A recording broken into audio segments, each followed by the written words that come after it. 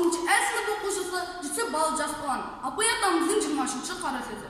Біздің елімізде бір қуаныш, бір жұбаныш бар. Оның қуанышы елде бір жамандықтар, яғни өзі қылмаған жаманшылық шықса қуанады. Айтады, Құдай пәлешесінен сақтасын деп. Бірақ ол да адам емес пе? Мен оның жанында жақсы адамдардың қатарында емеспін бе? Мен оған қарағанда тазағыр емеспін бе деп. Құдай пәлешесіне сыйдадан тәуір болсаң болады деп айтып па.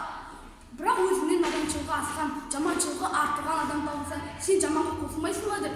Жақсыға салысып жаман болма, жақсыға салысып жақсы болады дағы. 100 ат бәйге қосылса, мен бәйге алдым деген сөз болса, артымнан шәткелетір деп сұрар, алдымнан шәткелетір деп сұрар. Артында 5-10 аттан ілгері едім деген сөздің несі қуаныш, енді жұбаныш. Елде бір бәрі сыйлық жұмысы, көппен көрген ұлытай, көппен бірге қоғамымызды жұбаныш қыламыз. Айтады, Құдай тағала айтып па, көпке қылмасаң болады деп, көпке қауқаның жүрмейді деп, көпке тұзағың жетпейді деп, көпке қорығы жүрмейді деп. Жұт келсе жұттың жұтағанына келіп, жұттың жартысы аман қалған жақсына. Осының бәрі бір ақмаққа несі жуан? Тұқымыңызбен аузыңыз сасық болушы еді деген жаман күйеу өзінің қалыңдығына разы қылып па. Ендеше сен де басқалардан қалма, сен де аузыңды сасыта бер деп пе.